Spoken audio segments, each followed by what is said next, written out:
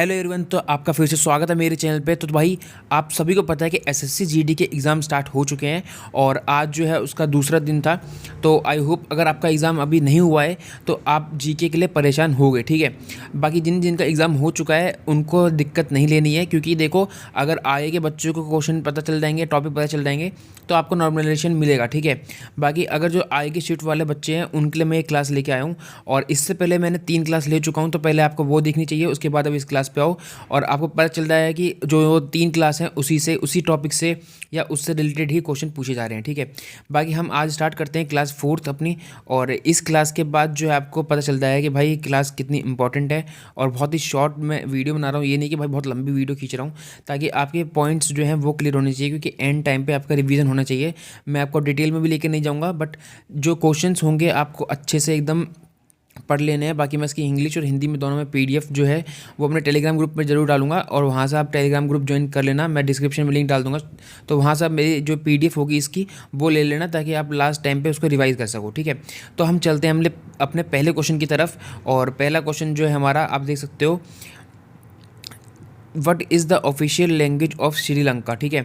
तो ये क्या पूछ रहा है, श्रीलंका की जो ऑफिशियल लैंग्वेज है वो कौन सी है। तो आपको पता होना चाहिए कि तमिल जो है वो श्रीलंका में सबसे ज़्यादा बोली जाती है और ऑफिशियल लैंग्वेज भी है। और अगर आपको बाकी 2-3-4 कंट्री और भी याद रखनी है, जैसे कि चाइना में जो है मैंडारिन बोली जाती है। और म्यांमार की जो ऑफिशियल लैंग्वेज है बुर्मीज़ है। और भूटान की जो है वो जोंग, डी को हम साइलेंट पढ़ते हैं, और जोंगखा। बाकी आप हिंदी में पढ़ सकते हो जोंगखा, ठीक है। तो ये आपको मैंने इंग्लिश और हिंदी दोनों में अवेलेबल करवा दिया, क्योंकि जीडी में हिंदी के भी बच्चे काफ़ी होते हैं। बाकी अब हम आते हैं अपनी नेक्स्ट क्वेश्चन पे। तो नेक्स्ट क्वेश्चन जो है वो दुलीप ट्रॉफी जो है वो किससे एसोसिएटेड है। तो दुलीप ट्रॉफी जो ट्रॉफी है वो किस खेल से जुड़ी हुई है, ठीक है। तो आपको पता होना चाहिए क्रिकेट से रिलेटेड है। और बाकी आपको सिर्फ यही पता नहीं होना चाहिए, बाकी जो क्रिकेट से रिलेटेड ट्रॉफी है वही पता होनी चाहिए। जैसे कि विजय हजारे ट्रॉफी हो गई, सैयद मुश्ताक अली ट्रॉफी हो गई, देवधर ट्रॉफी और एशेज कप, ये भी आपके क्रिकेट से रिलेटेड ही है, ठीक है। और मैं लिख के दे रहा हूँ, इससे ट्रॉफी से रिलेटेड एक क्वेश्चन पक्का आएगा आपकी शिफ्ट में। आप बल्कि एक क्वेश्चन नहीं, मतलब काफ़ी शिफ्ट में एक क्वेश्चन, एक क्वेश्चन आएगा पक्का, ठीक है। तो हम आते हैं अब नेक्स्ट क्वेश्चन पे। तो in which state of India is न्योखाई फेस्टिवल सेलिब्रेटेड। ये क्वेश्चन भी आपकी किसी ना किसी शिफ्ट में पक्का पूछा जाएगा। बेशक कल के एग्जाम में पूछ ले, हो सकता है, या फिर आगे चल के किसी में पूछे और हो सकता है कि 2 से 4 बार ये क्वेश्चन पूछ ले इस बार। तो ये क्वेश्चन बहुत ही इंपॉर्टेंट है और आपको पता होना चाहिए। न्योखाई जो फेस्टिवल है वो उड़ीसा से रिलेटेड है। अब हम सिर्फ इतना ही नहीं कर रहे कि भाई एक क्वेश्चन कर लिया, तो हमने मैंने नीचे डिटेल भी डाली हुई है, और ताकि आपके सिर्फ 10-15 क्वेश्चन ना हो, उससे रिलेटेड आपके और भी क्वेश्चन कवर होते रहें, ठीक है। तो एक ही क्वेश्चन में आपके 10-15 क्वेश्चन कवर हो रहे हैं, क्योंकि इनमें से कोई भी फेस्टिवल पूछ सकता है और पूछ सकता है कि कौन से स्टेट से रिलेटेड है। तो हम दूसरा फेस्टिवल देखें तो नवा कलेबरा है, फिर आपका धनु यात्रा है, फिर आपका बाली तृतीया, फिर आपका राजा प्रभा, फिर कलिंगा महोत्सव और पाना संक्रांत, ठीक है। तो आपको हिंदी में भी नीचे लिखा हुआ है, तो आप वहाँ से भी पढ़ सकते हो अगर इंग्लिश में पढ़ने में दिक्कत हो रही है, ठीक है। बाकी हम आते हैं अपने नेक्स्ट क्वेश्चन पे। Who was the first musician to be awarded with the Bharat Ratna, ठीक है। क्या पूछा है, जो पहला म्यूजिशियन था भारत रत्न से सम्मानित होने वाले पहले संगीतकार कौन थे। तो आपको पता होना चाहिए MS सुब्बुलक्ष्मी इन 1998, ठीक है।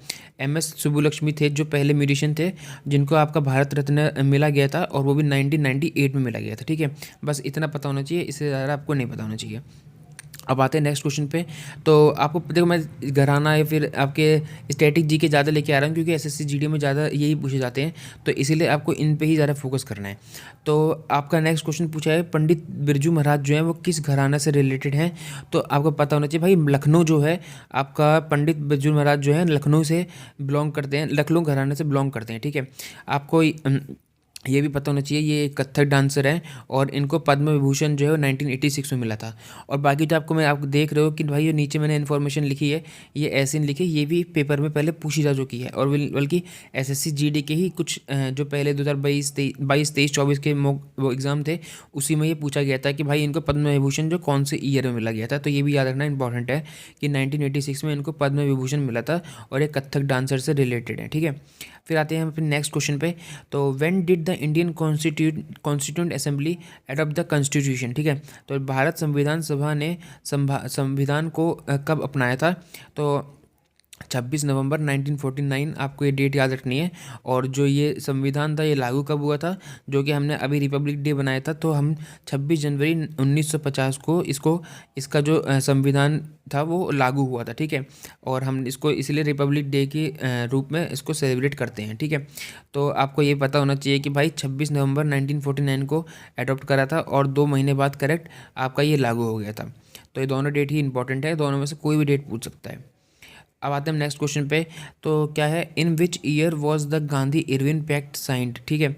गांधी इरविन इरविन जो इरविन समझौता था आपके गांधी जी और जो इरविन उस टाइम का गवर्नर जनरल था, तो उसके बीच जो समझौते पर किस वर्ष हस्ताक्षर किए गए थे।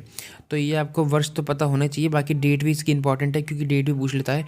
तो 5 मार्च 1931 जो है, इस दिन इनका गांधी इरविन पैक्ट जो है साइंड हुआ था, ठीक है। तो आपको डायरेक्ट क्वेश्चन आएंगे, देखो इसमें आपको ये नहीं है कि मैथ सॉल्व करनी है, आपको जीके के डायरेक्ट क्वेश्चन आते हैं। तो आपको थोड़ा भी रहेगा ना कि हमने ये क्लास में ये पढ़ा था, तो आपको सीधा वहाँ पर आप टिक कर पाओगे। तो आपको सीधा बस डेट याद रखनी है, 5 मार्च 1931 और गांधी इरविन पैक्ट आपका साइंड हुआ था, ठीक है। तो इसमें था क्या, Gandhi Irwin pact was signed to end the civil disobedience movement in India which was a protest against British rule. तो ब्रिटिश रूल के अगेंस्ट जो लोग जो है सिविल डिसओबीडियंस मूवमेंट चला रहे थे, तो उसी के बिहाफ पे गांधी इरविन पैक्ट साइन करा गया था। बाकी अब हिंदी में पढ़ के बता देता हूँ। गांधी इरविन समझौते पर भारत में सवर्णीय अवज्ञा आंदोलन को समाप्त करने के लिए हस्ताक्षर किए गए थे, जो ब्रिटिश शासन के खिलाफ एक विरोध था, ठीक है। बाकी आपको डेट याद रखनी है अच्छे से, 5 मार्च 1931। तो हम आते हैं अपने नेक्स्ट क्वेश्चन पे। तो नेक्स्ट क्वेश्चन क्या है, उस्ताद बिंदा खान जो है किस इंस्ट्रूमेंट से रिलेटेड थे, ठीक है, कौन सा इंस्ट्रूमेंट बजाते थे। और हिंदी में हम अपना इसको बोलेंगे कि किस वाद्य यंत्र से जुड़े थे। तो सारंगी जो है ये इनका इंस्ट्रूमेंट था जो ये बजाते थे। बाकी आपको ये भी पता होना चाहिए कि सारंगी से और भी कौन कौन से इंपॉर्टेंट एक्सपोनेंट्स हैं, जैसे कि उस्ताद सबरी खान हो गया, पंडित राम नारायण, देखो कितनी बार पूछा जाता है। बाकी शकूर खान, ये तीनों चारों ही बहुत इंपॉर्टेंट है। और ये 200% कह रहा हूँ कि किसी न किसी आपके शिफ्ट में ये क्वेश्चन पक्का आएगा ही आएगा कि आपका सारंगी के एक्सपोनेंट और आपके एक्सपोनेंट भी इन चारों में से ही आने वाले हैं। तो ये अच्छे से आपको करके जाना है। मैंने आपको यहाँ पर ये इनके बाकियों के नाम भी दे दिए। तो आपके नेक्स्ट क्वेश्चन जो है वो है, Lavani is a dance form of which state. तो पूछा है कि लवानी जो डांस है वो किस राज्य का नृत्य है। तो महाराष्ट्र से आपका ये डांस बिलोंग करता है। बाकी महाराष्ट्र से और भी इंपॉर्टेंट कुछ डांस हैं जो जैसे कि तमाशा हो गया, वाग्य मुराली, पोवाडा, फिर आपका धनगाड़ी गाजा और आपका डिंडी, ठीक है। तो तमाशा हो गया, लवानी और डिंडी, ये आपके बहुत ही इंपॉर्टेंट डांस हैं आपके महाराष्ट्र के, आपको ये याद होने चाहिए। ये भी लवानी तो बिल्कुल 100% आने वाला है किसी न किसी शिफ्ट में। बाकी तमाशा और डिंडी के भी चांसेस हैं पूरे के पूरे, ठीक है। हम आते हैं अपने नेक्स्ट क्वेश्चन पे। तो ये पूछा है कि which of the following states have the lowest female literacy rates as per 2011 census. अब इस क्वेश्चन में क्या होगा, अगर बिहार ऑप्शन में होगा तो बच्चे बिहार टिक कर देंगे, लेकिन ये नहीं पढ़ेंगे कि लोएस्ट फीमेल लिटरेसी रेट पूछा है, ठीक है।